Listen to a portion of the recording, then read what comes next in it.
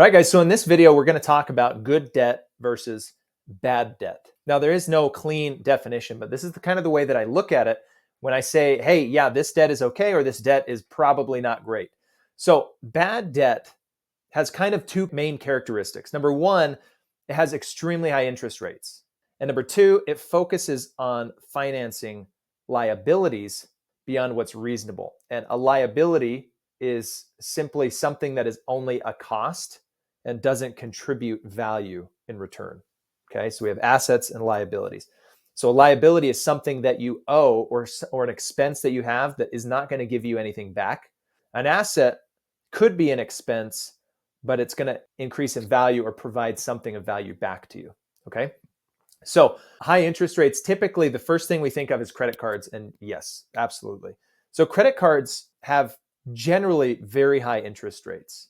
Okay. And there's a few reasons for this, but it's not uncommon to see interest rates as high as 26, 28% APR on a credit card.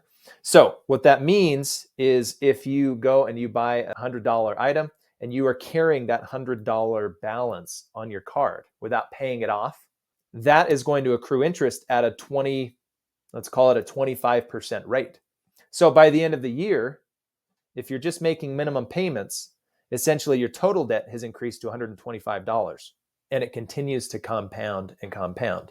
They set up minimum payments in credit cards to make the payments easier, a lower monthly amount, but then you could be paying this for years and years and years and years and not realize how much is going to interest. Well, a majority is, okay? So high interest rate. There are other high interest kind of debts that are out there. I've seen some, but I would say anything above, 8 to 10% is fairly high interest. Okay, certainly above 15, but 8 to 10 and above is pretty high interest. Okay, and the way that I determine high is how much, if I invest my money, how much of a return can I reasonably assume? And if the interest rate I'm paying on debt is higher than a rate of return on an investment, then it's high. That means all my money is going to be going to debt instead of investments or assets. Okay, so when I talk about focused on financing liabilities, generally speaking, this is kind of consumer debt, right? We might be buying clothes or vacations or just normal spending, but we're just spending too much, more than we haven't got our ratios intact, as we've talked about before, and we're just spending too much, okay? And all of that can just be consumer.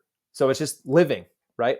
You could also tack in there, potentially student loans, depending on what the interest rate is. There is some return with student loans. It's a little bit more complicated. We'll get to that. But generally speaking, this is consumer debt. So once you buy clothes, yeah, you can wear it. So it's providing you value, but not a monetary value. There's no monetary return on that. So that is not good because you're going the wrong direction. You're increasing your liabilities and you're increasing the amount of interest that you are paying to others. You're not going to go anywhere. You're moving backwards, quite literally. Okay. Good debt, on the other hand, typically has much lower interest rates, much lower.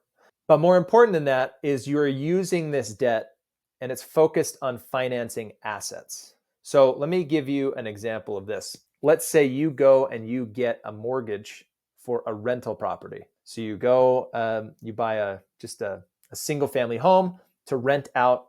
It's going to improve your cash flow, whatever you worked out on the numbers. You're going to go get a loan for that, a mortgage, 30-year mortgage or whatever, and put it on this house. Well, that is debt, but can you see how it's much more different than the debt on a credit card, for example, where you're buying clothes or vacations, right? Those are only expenses and then they're done. Financing an investment property is all of a sudden going to generate some cash flow potentially. That home will most likely increase in value over time, so it's going to appreciate. So on that debt, yeah, you have an interest rate, probably fairly low, but you financed an asset that is actually going to return to you a value above and beyond what you hope for, above and beyond the expense of the debt. So that's the most important thing. The interest rate may or may not be high or low. Sometimes, there's some people that go and flip homes, for example, and they buy homes in cash and then they do all the renovations and remodel and they flip it in 30 or 60 days and they go sell it and earn all their money back. A lot of people don't use their own cash to buy these homes, or at least not all of their own cash. You're like, hey, how did they come up with the cash? Well, some of those are through other types of loans that they get that are not mortgage loans, but they're hard money loans where they say, hey, this is more risky to me.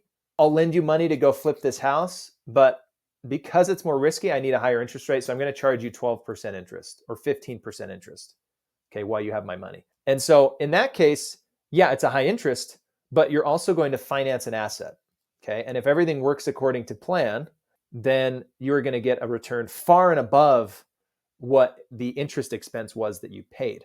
So it's not strictly about interest rates here. It's more about the purpose and what the debt is for. Are you financing assets or are you financing liabilities? So as you look at your balance sheet and you look at your different debts that you have listed on there, what are they financing? Are you financing liabilities or assets? Okay, it's important to understand.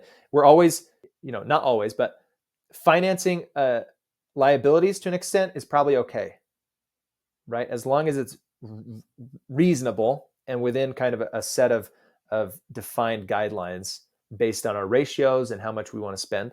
So it can be okay to finance liabilities. Like you can go get an auto loan. The car is probably going to depreciate in value over time, but it can also be fine to do that, okay? As long as you're within certain parameters. But financing an asset, you have to do your homework and make sure that it makes sense. But financing an asset is obviously the better way to build wealth, okay?